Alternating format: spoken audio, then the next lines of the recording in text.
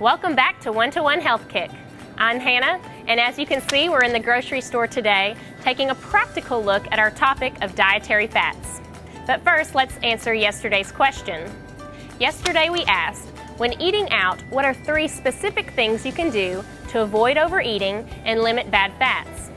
There are quite a few right answers here, but some things I recommended yesterday include avoid appetizers, limit foods with gravy, sauces, or sour cream, ask for sauces and dressings on the side and use them sparingly, limit foods served battered dipped, breaded, or fried, and choose a salad, piece of fruit, or a broth-based soup instead of fries or chips. During these tours, we'll spend most of our time shopping the perimeter of the store, since this is where we'll find the least processed foods. But we'll also be looking at center aisles today for oil, salad dressing, spices, and peanut butter. So let's go.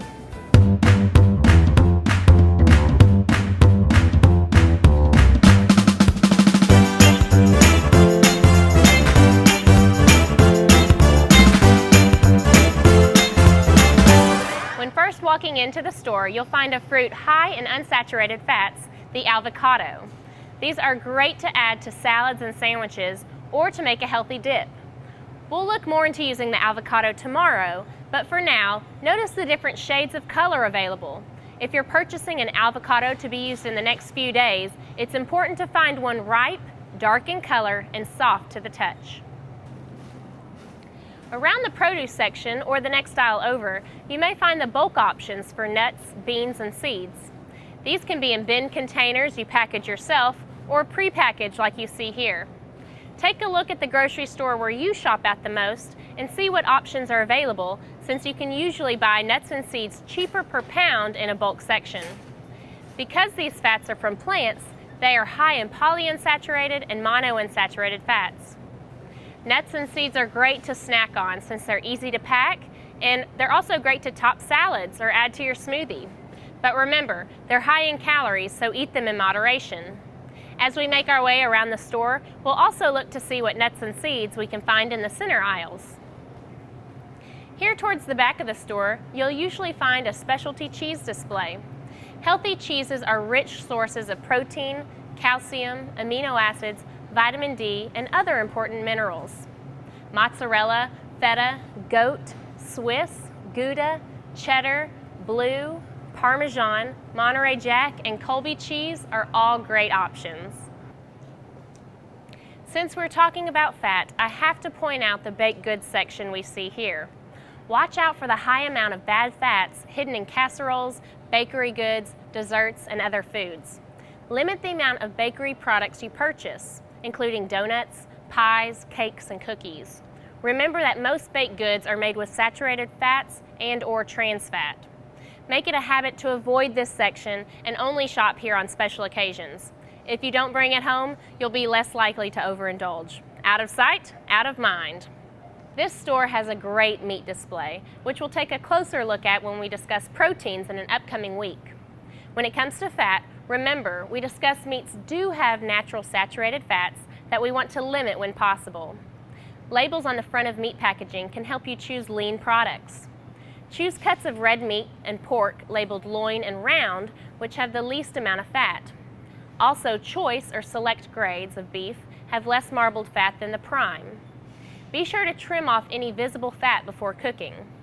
When buying or eating poultry, choose the leaner, light meat, like the breast, rather than the dark meat found on legs and thighs.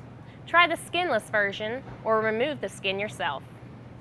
Animal fats you want to include in your diet are fatty fish like salmon, mackerel, sardines, herring, and trout. You can purchase these fresh or frozen. You want to choose a serving of these at least twice a week and either grill or bake them. A serving of fish is roughly the size of a checkbook. Let's continue around the perimeter of the store to the dairy section. When looking at milk options, avoid milk that contains added flavoring such as vanilla, chocolate, or strawberry. They usually have added sugars and calories. I highly recommend trying almond milk, as it is from a plant source and it's a great source of calcium. If you drink a lot of milk on a regular basis, choose 2% or skim options. As we pointed out in the specialty cheese section, cheese can be added to dishes to add flavor, protein, and natural fat. Choose the more natural cheeses like cheddar and Parmesan. Avoid processed options like American slices. Ricotta and cottage cheese are also great cheeses to add to mealtime or snacks. When it comes to butter and cream, you want to practice moderation and track how much you eat in a week, since these foods have a very high saturated fat content. Eggs are a great way to add fat and protein to your breakfast. Most clients I meet eat a breakfast very high in refined carbohydrates every morning. Scrambled eggs are my go-to in the morning, and boiled eggs are great for people on the go. Let's make our way down a few of the center aisles to look for healthy fats. When using oils for cooking or baking, choose oils lowest in saturated fats, trans fats, and cholesterol. This includes olive oil, safflower oil, sesame oil, soybean oil, and sunflower oil. Stay away from palm oil, palm kernel oil, and canola oil. As I mentioned earlier, my two favorite fats to cook with are coconut oil and ghee. You can also buy a non-stick pan or use non-stick cooking spray when cooking. Take time to read nutrition labels when looking at salad dressings. Usually reduced fat, low fat, light, or fat-free salad dressings are high in sugar to replace the removed fat. I prefer you choose a salad dressing with a natural oil base instead of a creamy dressing processed to remove fat with added sugar. I also want to point out the importance of herbs and spices when cooking at home. We'll be using thyme, cayenne, and cinnamon in our upcoming segments to add flavor to our food without added fat. We'll also use Mrs. Dash that makes using herbs and spices simple and has a great resource online for healthy cooking ideas. Also, here are options available for packaged nuts. You can buy them for convenience with pre-sliced, slivered, and diced almonds, pecans, and walnuts to top salads. Pine nuts are also great, but one of the more expensive options. Add pumpkin, sunflower, chia, flax, and sesame seeds to meals as well for healthy fats and protein. Peanut butter is the last product we're going to be looking at today. Peanut butter is a prime example of how to be an advocate for your health by reading nutrition labels. Peanut butter comes in a wide variety of processing, and reading the nutrition label will give you huge insight. Reading the ingredient list is very important and should only list peanuts and maybe salt. See the difference in these two products? Compare the ingredients listed and the added sugar and sodium. In general, take time to read nutrition labels and avoid hydrogenated oils, added sugar, and excess sodium. Before we go, here's your health kit question of the day. What type of animal fats should be included in your diet? We'll have the answer next time, but until then, keep moving and be ready to get cooking in our next segment. Let's summarize what we talked about today. Choose leaner, skinless light meat and remove the skin or cut off visible fat.